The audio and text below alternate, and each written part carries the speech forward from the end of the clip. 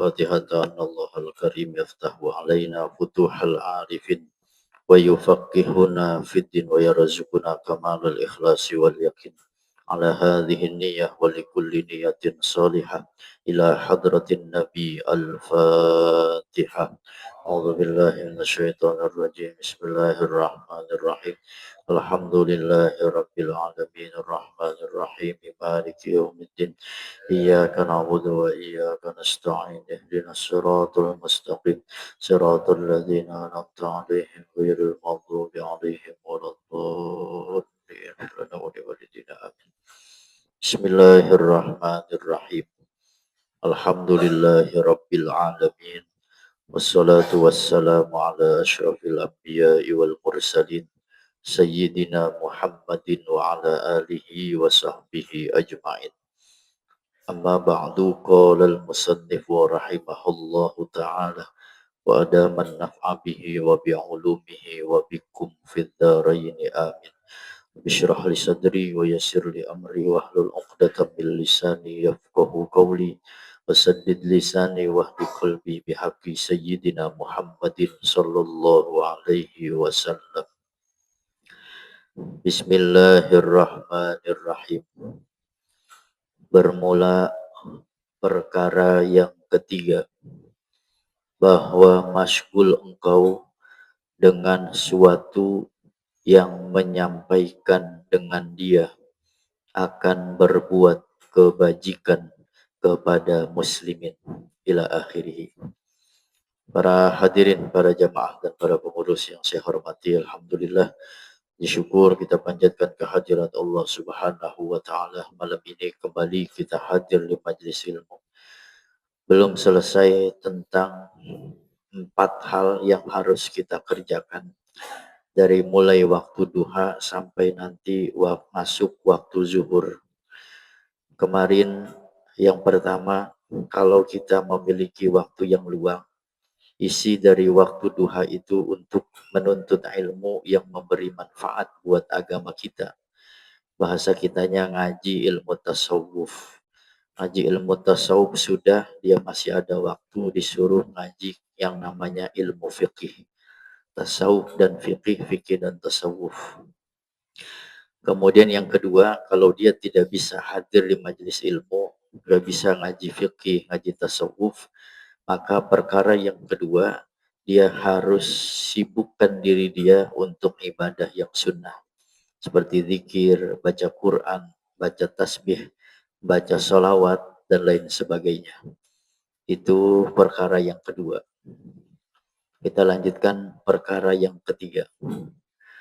Bermula perkara yang ketiga, bahwa masyghul engkau, sibuk engkau dengan suatu yang menyampaikan dengan dia akan berbuat kebajikan, berbuat kebaikan kepada muslimin. Jadi kita nggak bisa hadir di majelis ilmu, nggak bisa ngaji tasawuf fikih, kita juga nggak sempat untuk zikir, baca Quran, sholawat, maka pilih hal yang ketiga, perkara yang ketiga. Apa itu? Menolong atau membantu orang-orang muslimin. Ini yang kata Nabi, Allah akan menolong hambanya selama hambanya mau menolong saudaranya. Wallahu fi aunil abdi madamal abdu fi auni akhi. Allah itu akan menolong hambanya ketika hambanya mau menolong saudara-saudaranya. Jadi kalau orang dari waktu duha sampai waktu zuhur, dia nggak sempat ngaji, dia nggak ada waktu buat zikir, buat baca Quran, maka pakai di urutan yang ketiga untuk membantu kaum muslimin yang dia bisa bantu. Bisa bantu pakai tenaga, bantu orang dengan tenaga. Bisa bantu orang pakai doa, bantu orang pakai doa. Bisa bantu orang pakai harta, bantu orang pakai harta. Itu bagian yang ketiga. Dan engkau perbuat, engkau lakukan akan suatu yang memasukkan dengan dia itu akan kesukaan, kesenangan ke dalam hati orang mukminin. Ya, bahasa kitanya idkhalus surur. pakai dari waktu duha sampai waktu zuhur kalau dia nggak bisa ngaji, kalau dia nggak bisa zikir, baca Quran dan lain sebagainya, bantu buat girangin orang, nyenengin orang. Ya, kan orang kalau dibantu senangnya luar biasa tuh. Kita orang saudara kita punya hajat, kaum muslimin punya hajat, lalu kita tolong. Itu termasuk idkhulus surur, nyenengin orang. Yang kata ulama, idkhulus surur min akhlakir rasul. Idkhulus surur, girangin orang, nyenengin orang, itu termasuk daripada akhlaknya para rasul. Begitu. Ya, jadi makanya tuh kenapa ada peringatan apa bahasa kitanya nih tanggal 10 Asyura tuh biasa diperingati lebaran anak yatim kan gitu. Ini udah dicontohkan oleh Rasul bagaimana dulu ketika Rasul habis mau buka puasa cuman ada air sama kurma. Itu rumahnya ada yang ngetok anak kecil, "Assalamualaikum, assalamualaikum. Siapa kamu?" Kata Rasul, "Saya anak yatim ya Rasul. Dari pagi sampai sekarang saya belum makan." Itu Rasulullah makanan yang tadi buat buka puasa, air minum dengan kurma sama Rasul dikasih ke anak itu. Maka di kita diperingatin yang namanya ada lebaran anak yatim. Sekalipun sesungguhnya bantu anak yatim itu nggak harus tanggal 10 aja, kapan aja boleh. Nah, itu termasuk idkhalus surur. Nyenengin orang, gembirain orang, itu dapat pahala. Kata ulama, min akhlakir rasul, termasuk di antara akhlaknya para rasul. Ya, jadi kalau orang bisa ngaji, silakan ngaji di habis duha sampai waktu zuhur. Oh, saya nggak bisa, waktu segala macam. Pakai buat zikir, pakai buat baca Quran. Itu pun nggak bisa, bantulah hajat-hajat saudara muslim. Tunaikan hajat-hajatnya. Nyenengin dia. Jadi kata Rasul, orang yang nyenengin saudaranya, maka nanti Allah Subhanahu wa Ta'ala akan girangin dia. Allah Subhanahu wa Ta'ala akan buat dia senang. Orang yang bantu saudaranya, maka nanti kapan-kapan dia susah, Allah akan bantu dia. Atau engkau perbuat akan suatu yang memudahkan dengan dia segala amal pekerjaan yang salih dan ulama sufiyah dan ahli din, yakni orang yang beragama. Atau kita khidmat sama guru, kita layanin ulama-ulama sufi, kita layani, kita khidmat kepada orang-orang yang takwa dan berkhidmat kepada segala guru kita dan berulang-ulang pada mengerjakan pekerjaan mereka itu atau khidmat sama guru, nyenengin orang yang kita nggak bisa, nggak punya harta tenaga juga nggak mampu, bisanya dengan doa, bantu orang dengan doa. Kita punya guru, kita punya dekat sama orang-orang soleh, dekat dengan para ulama-ulama sufi, bantu mereka, khidmat sama mereka. Dan mengusahai pada menyampaikan kehendak mereka itu dan akan fukoro, orang fakir, dan akan orang miskin. Senangin tuh orang-orang fakir, senangin orang-orang miskin. Jadi antara akhlak Rasul, Nabi itu kalau diundang sama orang miskin, Rasulullah datang. Ya, kalau Nabi diundang oleh orang miskin, maka Rasulullah datang. Ini seharusnya yang kita contoh. Mohon maaf, bukan hanya orang kaya yang mengundang. Orang kaya yang mengundang ya kita datang, orang miskin diundang juga kita datang. Kadang mohon maaf dibedain. Kalau lagi tahlilan orang miskin ngapa tahlilnya cepet banget, 30 rapi. Dan orang kaya sampai 100 tahlilnya belum rapi-rapi juga. Rasulullah nggak begitu. Dalam satu riwayat, mau yang ngundang orang kaya Rasulullah hadir, sampai yang ngundang budak pun Rasulullah hadir. Mau yang dalam makanan itu bahasa kitanya enak ataupun dengan banyak daging, Rasulullah hadir. Andai kata makanan itu sedikit, Rasulullah juga hadir. Saking Nabi cintanya sama orang miskin, Nabi pernah berdoa, Allahumma ahyini miskinan. Ya Allah, hidupkan saya dalam keadaan miskin. Wa amitni miskinan, matikan saya juga dalam keadaan miskin. Wahsyurni fi zumratil masakin, dan kumpulin saya juga bersama orang-orang yang miskin. Tapi ngapa itu doa jarang banget imam ada yang baca, PRT. Agak ada itu. Iya, takut ngamininnya. Ngamininnya pada takut. Ya, padahal Rasulullah begitu tuh, menggembirakan orang-orang miskin. Dan orang fakir, orang miskin dalam satu riwayat masuk surganya lebih dulu daripada orang kaya. Dalam satu riwayat cuman setengah hari bedanya. Setengah hari, hari akhirat itu sama dengan 500 tahun hari dunia. Jaraknya itu cuma singkat setengah hari. Tapi kalau dihitung pakai dunia, harinya 500 tahun. 500 tahun. Ya. Jadi dengan orang miskin ke orang kaya, Pak RT. Dengan jadi orang miskin menjadi orang kaya. Orang miskin duluan masuk surganya. Nggak ada yang dihisap, dia mau apa yang mau dihisap. harta yang nggak punya, itu harta dapat dari mana, nggak ada begitu. Dapatnya dari mana, dipergunakan buat apa, nggak ada. Itu pun miskin, fakir yang sabar nerima keputusan dari Allah, dan yang kaya, kaya yang syukur. Ya bukan berarti nggak boleh jadi orang kaya, boleh kan orang kaya kita bisa bantu orang orang fakir, orang miskin, bangun masjid, bangun sekolah dan yang lainnya. Ya diuji oleh Allah kemiskinan sabar, dikasih oleh Allah kekayaan syukur, nerima juga, sabar dan syukur. Dan berulang-ulang itu di hari itu tuh yang kalau kita nggak bisa ngaji, kita nggak bisa zikir, berulang-ulang ziarah mengunjungi kepada orang yang sakit. Kalau ada yang sakit hari itu usahain jenguk. Ya, dan berulang-ulang berjalan mengantar orang mati ke kubur. Ya, anterin orang, kalau ada orang meninggal kita hadir jenazah, kita hadir ke kuburannya, anterin dia ke kubur. Tuh, jadi termasuk idkhalus surur, membantu hajat orang. Dan berulang-ulang menolong segala orang yang kesusahan. Ya, tangannya nih kagak bisa diam, pengen ngebantu aja. Nggak boleh ngelihat dikit ada anak yatim pengen bantu, nggak boleh ngelihat ada orang susah pengen girangin aja. Dan sekalian yang demikian itu dibilang, dianggap akan dia daripada ibadah lagi menyukakan akan hati orang Islam. Itu dianggap ibadah tuh, nolongin orang, bantuin orang, nyenengin orang, itu termasuk ibadah dan termasuk daripada girangin hati orang-orang muslim. Sehingga kata ulama, orang itu dianggap soleh. Kan kita sering tuh berdoa, mudah-mudahan anak jadi anak yang soleh, kan begitu. Orang tuh dianggap soleh, kata ulama, dia punya hubungan sama Allahnya baik, hubungan sama manusianya baik, itu baru orang soleh. Jadi kalau orang hanya hubungan sama Allah bagus, tapi sama manusianya kurang peduli, belum dianggap soleh. Atau sebaiknya sama orang baik begitu, tapi hubungan sama Allah nggak beres, belum dianggap soleh juga. Jadi orang dianggap soleh adalah ketika dia hubungan dia dengan Allah baik, dan hubungan dengan dia dengan manusia juga baik. Ya hubungan sosialnya itu baik. Maka itu termasuk daripada orang-orang yang soleh. Nah itu. Jadi kita kerjakan dari jam 9, katakan kita duha sampai waktu zuhur, mana ada orang di situ yang butuh bantuan kita, kita bantuin. Nyenengin orang, gembirain orang. Itu termasuk daripada ibadah dan termasuk menyenangkan hati mereka. Karena ada sabda Nabi Shallallahu Alaihi Wasallam, man asbaha yaumal jumu'ah siyaman wa ada maridon wa syahida janazatan wa tasaddaqa bi sadaqatin faqad wajabat lahul jannah. Barang siapa pada pagi sore Jumat puasa, siapa orang yang di hari Jumatnya puasa.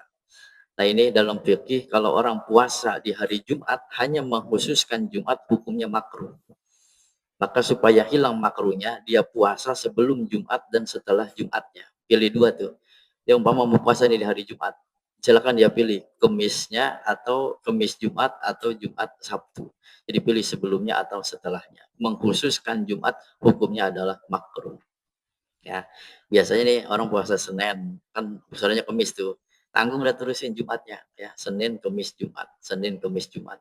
Jadi kalau orang yang mengkhususkan puasa Jumat dalam fikih hukumnya makruh. Dikata Nabi, siapa orang yang di hari Jumat siaman dia puasa, di hari Jumat dia puasa.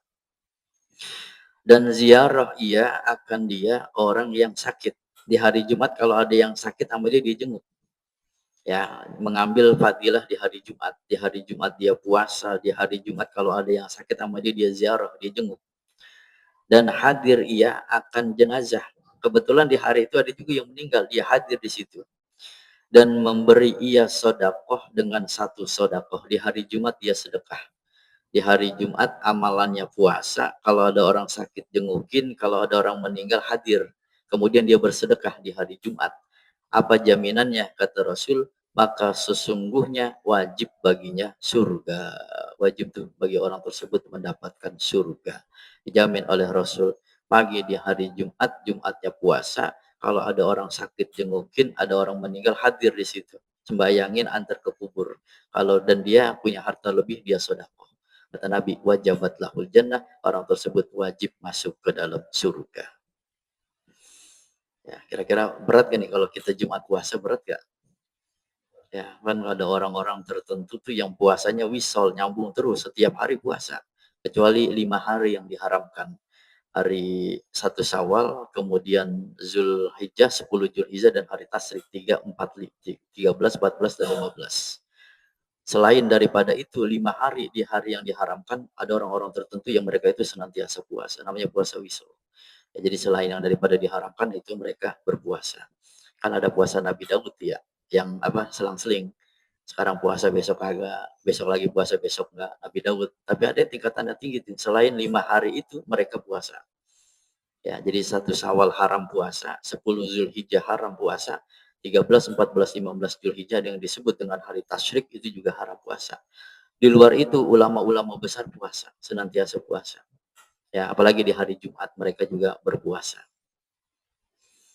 Nah, itu perkara yang ketiga. Jadi kalau orang nggak mampu untuk hadir di majelis ilmu, dia nggak mampu zikir, dia nggak mampu untuk melaksanakan katakan baca Quran, sholawat, maka ambillah yang ketiga. Bantu nyenengin orang, bantu girangin orang. Luluskan semua hajat-hajat manusia yang kira-kira dia mampu. Ya, di hari Jumat puasa, di hari Jumat kalau ada orang meninggal jengukin, di hari Jumat kalau ada yang sakit dia datang tengokin, kemudian dia beri sedekah. Bermula perkara yang keempat, yang terakhir nih, kalau dia nggak mampu pertama, kedua, dan ketiga. Bahwa tiada kuasa engkau atas yang demikian itu. Nggak mampu dia. Tadi tuh perkara pertama nggak mampu, kedua, ketiga nggak mampu. Maka masgulkan engkau sibuk dengan hajatmu karena berusaha atas belanja dirimu atau belanja anakmu atau istrimu. Yang keempat, pakai itu waktu kita untuk berusaha karena ingin memberi nafkah kepada anak, kepada istri. Umumnya manusia yang ini nih, ya, yang keempat. Walaupun memang ada juga yang tadi itu yang pertama, kedua, ketiga. Syukur-syukur dia bisa itu tuh, bisa dia dia bagi waktunya. Ya, dia ngaji dulu umpama atau dia zikir dulu, dia pakai buat nyenengin orang, baru dia keluar dari rumahnya untuk mencari nafkah belanja anak istrinya. Padahal sejahtera, selamat segala muslimin daripada kejahatanmu. Padahal di hari itu juga dia nggak nyakitin orang-orang muslim. Dan sejahtera mereka itu daripada lidahmu dan tanganmu. Orang-orang muslim selamat dari kita, dari lidah, kejahatan lidah kita, dan juga dari kejahatan tangan kita. Keluar dah tuh dari rumah. Ya, yang namanya dia punya istri, yang namanya dia punya anak, wajib itu sebagai nafkahnya. Dan sejahtera daripadamu agamamu, karena engkau tiada berbuat maksiat. Selamat di hari itu. Dia keluar mencari nafkah, dia tidak menyakiti lidahnya untuk menyakiti hati orang-orang muslimin, tangannya, dan juga agamanya sejahtera dengan sebab dia tidak berbuat maksiat. Maka engkau dapat yang demikian itu akan derajat ashabul yamin. Siapa ashabul yamin? Yakni orang yang diberikan suratannya itu kepada kanannya. Nanti di akhirat ada orang ashabul yamin yang nerima rapot, bahasa saya itu nerima dari arah kanannya, dari tangan kanannya. Ini alamat orang bahagia. Jadi nanti memang di akhirat itu ada orang yang nerima rapot catatan amalnya dari kanan, ada yang dari kiri. Bahkan dalam ayat Quran tuh ada yang dari belakang punggungnya. Ya, kalau orang nerima rapot dari tangan kirinya, dari belakang punggungnya, alamat celaka. Tapi kalau dia dikasih nerima dengan kanannya, maka dia alamat orang-orang yang bahagia. Siapa itu? Seperti orang yang saleh. Orang-orang yang salihin, orang-orang yang takwa, kekasihnya Allah, mereka nerima amal, mereka nerima rapot catatan amalnya dari sebelah kanannya. Karena engkau tiada dapat naik kepada martabat mereka yang dahulu itu. Nah itu, kita tidak sampai kepada derajat ashabul yamin kalau kita tidak melakukan 4 hal tadi itu, minimal salah satu pilih. Apa dia ibadah, apa dia tadi mengaji, apa dia nyenengin orang, atau dia menjalankan kewajibannya sebagai kepala rumah tangga. Kalau di antara itu sudah biasa dipenuhi, maka dia nanti insya Allah nerima rapot, nerima amal catatan dari sebelah kanannya, termasuk ashabul yamin. Ini harapan kita, ya. Dan inilah sekurang-kurang martabat pada makom agama Islam. Paling kurang begitu tuh ya, paling kurang dia apa tuh tadi yang keempat? dia apa tadi, belanja buat anak istrinya. Nah itu paling kurang banget itu kewajiban dia. Syukur-syukur dia bisa pakai buat bantu orang muslim, syukur-syukur dia bisa pakai buat zikir, syukur-syukur dia pakai bisa buat ngaji. Adapun martabat yang ke bawah daripada ini, maka itu yaitu ashabus shimal namanya. Apa tuh ashabus shimal? Yakni orang yang diberikan suratannya itu daripada kirinya. Nah ini alamat celaka. Dipanggil si pulang di hari kiamat. Nerima amal catatannya, nerima rapotnya dari sebelah kiri. Bahkan di Quran menceritakan dari belakang punggungnya. Ini alamat orang-orang yang celaka. Dan yaitulah ashabus shimal, orang yang dipermain-mainkan oleh syaitan karena mereka itu masgul, sibuk akan suatu yang menggugurkan akan agama mereka itu. Itu orang-orang terperdaya dari setan. Ngaji enggak mau, apalagi zikir, baca Quran enggak mau. Sampai sama orang muslim gedek banget. Orang minta tolong kagak pernah ditolongin. Urusan nafkah anak istrinya juga masa bodoh. Itu orang ashabus simal. Nerima rapot catatan amal dari sebelah kirinya. Terperdaya dia oleh setan. Karena mereka itu masgul iya wal iyadzu billah ta'ala, atau memberi kesakitan dan kejahatan kepada hamba Allah yang muslimin. Nah itu tuh ashabus simal tadi tuh. Ngaji enggak mau, zikir enggak mau, sembahyang enggak mau, bantu orang enggak mau, apalagi dia nafkah anak istri juga enggak mau. Ashabus simal. Inilah martabat yang membawa kebinasaan di dalam dunia dan akhirat, dan seyogianya seharusnya engkau jauhi akan martabat yang akhir ini. Jauhin tuh ashabus simal. Jadilah orang yang ashabul yamin kalau bisa. Ya, hadir di pengajian, sembahyang, dia zikir, baca Quran, sholawat. Kalau dia nggak mampu bantu orang, nyenangin orang, girangin orang, nggak mampu juga keluar dari rumahnya untuk mencari nafkah buat anak istrinya.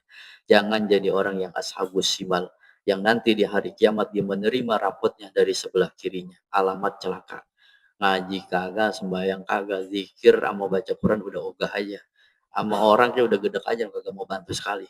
Ya, maka orang tersebut adalah ashabus simal.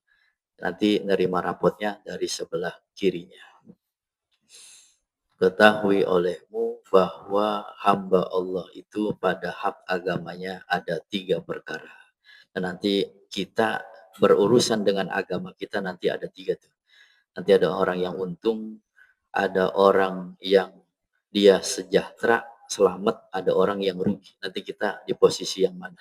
Orang terhadap agamanya terbagi 3. Ada orang yang sejahtera, aman dia, ada orang yang untung, dan juga ada orang yang rugi. Nanti kita di mana? Apa kita orang yang selamat? Apa kita orang yang untung? Atau justru kita orang yang rugi? Besok kita bahas pada pertemuan berikutnya. Nah itu. Jadi yang bisa kita lakukan, lakukan tuh dari habis duha sampai nanti waktu zuhur. Emang bisanya dia mengaji, ya ngaji. Emang dia bisanya ada waktu buat dikir-dikir. Ngaji nggak ada waktu, umpama zikir juga susah. Bisanya girangin orang, girangin orang.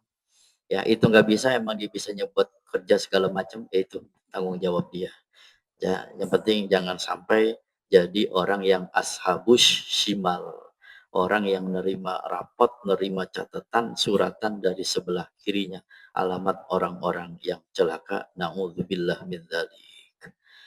Situ ya, ketahui olehmu bahwa hamba Allah pada hak agamanya ada 3. Kalau ada yang mau diomongin silakan.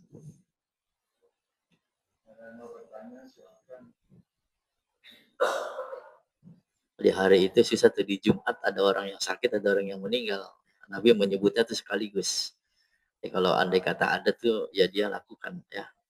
Ada orang yang sakit di hari Jumat, ada orang yang meninggal juga di hari Jumat. Nah, itu kata Nabi, wajabat lahul jannah. Orang tersebut wajib masuk ke dalam surga. Iya, salah satunya aja udah ya. Iya, iya. Orang yang sakit ya kagak ada, alhamdulillah pada saat yang meninggal juga kagak ada. Ya kita puasa, kalau enggak sedekah. Di hari itu kebetulan ada, empat-empatnya kerjakan. Puasa juga, jenguk orang sakit, orang-orang yang meninggal dunia, dan bersedekah. Ya kalau yang sakit nggak ada, yang meninggal kagak ada, ya yang bisa kita lakuin di hari itu apa puasa, apa sedekah. Makanya tuh Jumat kotak jangan sampai lewat aja itu. Ya, bawa dah paling kecil 5.000 dah 10.000. Emang kelas kita baru segitu. Iya, apa 2.000 kek. Iya, lo kan sampai 500 perak ya. Itu jangan sampai kosong di hari Jumat. Ya, pahalanya dilipat gandakan dibanding dengan hari-hari lain.